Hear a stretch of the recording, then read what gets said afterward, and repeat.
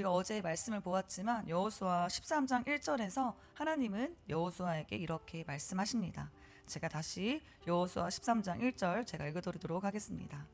여호수아가 나이가 많아 늙음에 여호와께서 그에게 이르시되 너희는 나이가 많고 늙었고 얻을 땅이 매우 많이 남아 있도다. 이스라엘은 이미 요단강을 건넜고 이미 여러 전쟁에서 승리를 경험했습니다. 그러나 하나님은 분명히 말씀하십니다. 아직 끝난 게 아니다. 아직 남은 땅이 있다. 하나님은 남은 땅을 말씀하시면서 먼저 약속을 선언하셨는데요. 우리가 6절 말씀, 길지만 다시 한번 6절 말씀 읽도록 하겠습니다. 또 레바네소부터 이스르본 마임까지 산지의 모든 주민 곧 모든 시돈 사람의 땅이라. 내가 그들을 이스라엘 자손 앞에서 쫓아내리니 너는 내가 명령한 대로 그 땅을 이스라엘에게 분배하여 기업이 되게 하되. 너는 내가 명령한 대로 그 땅을 이스라엘에게 분배하여 기업이 되게 하되.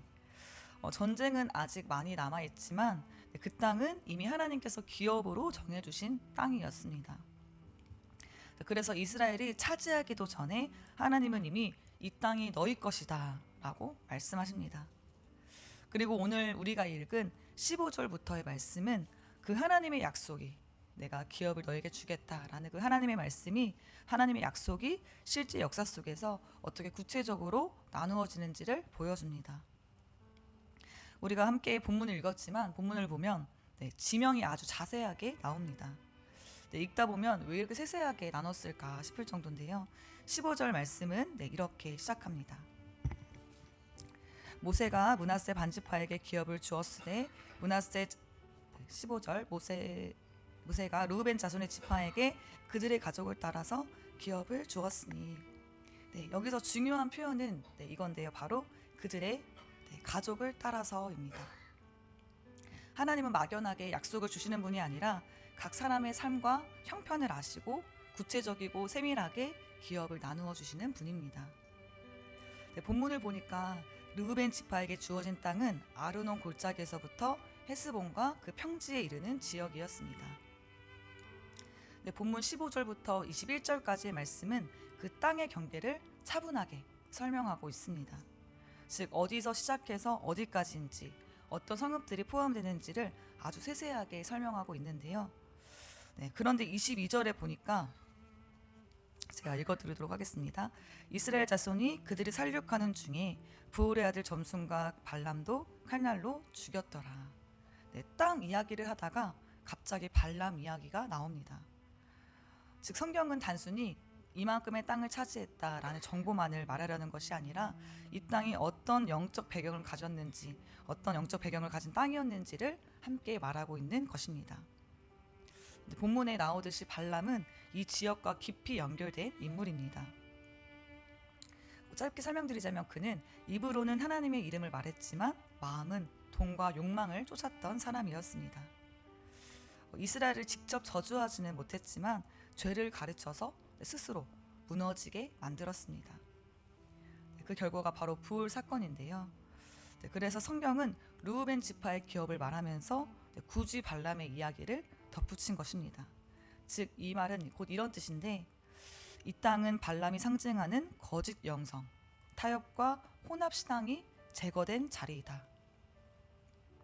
즉 성경은 땅의 크기나 경계를 말하다가 갑자기 이야기를 벗어난 것이 아니라 그 땅이 어떤 영적 싸움을 거쳐서 하나님의 약속을 실현했는지를 설명하고 있는 것입니다. 약속하신 땅을 주시겠다고 말씀하시면서도 과거에 그러한 실수를 절대 반복하지 말라. 타협과 혼합신앙이 제거된 자리에 다시금 죄를 가지고 들어오지 말라라고 하나님께서 경고하고 우리에게 말씀하고 계십니다. 이후에 성경은 갓지파와 므낫세 반지파의 기업을 계속해서 설명합니다. 특별히 눈에 띄는 지파가 므낫세 반지파인데요.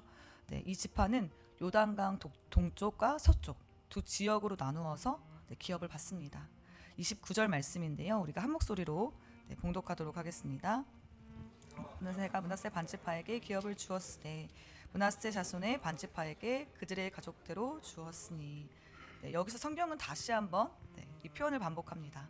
그들의 가족대로. 네, 하나님의 약속은 아무렇게나 이루어지는 것이 아닙니다. 네, 기업은 크지만 분배는 질서 있고 네, 정확합니다. 지파대로, 가족대로, 네, 각자의 형편과 또 각자의 네, 목대로. 네, 그리고 분명히 하나님께서 말씀하시는데 하나님은 크신 하나님이시지만 동시에 네, 매우 세밀하신 분입니다. 네, 그리고 이 모든 기업 분배의 기록은 네, 다시금 레위 지파 이야기로 마무리되는데요. 우리가 마지막 네, 9절, 33절 말씀도 네, 같이 봉독하도록 하겠습니다.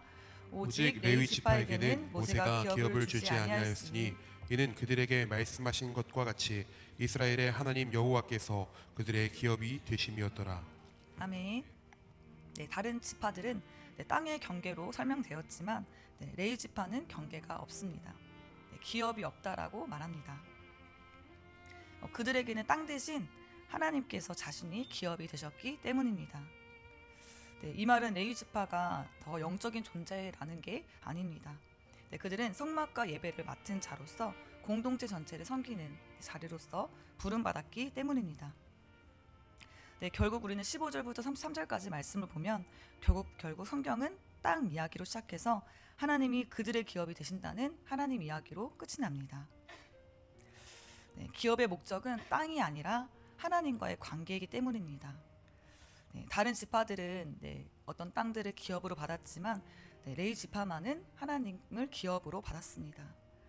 네, 우리 또한 하나님께서 주신 영적인 축복들이 너무나도 많지만 무엇보다 네, 하나님 자신이 기업되는 우리 모두의 삶이 되기를 축복합니다.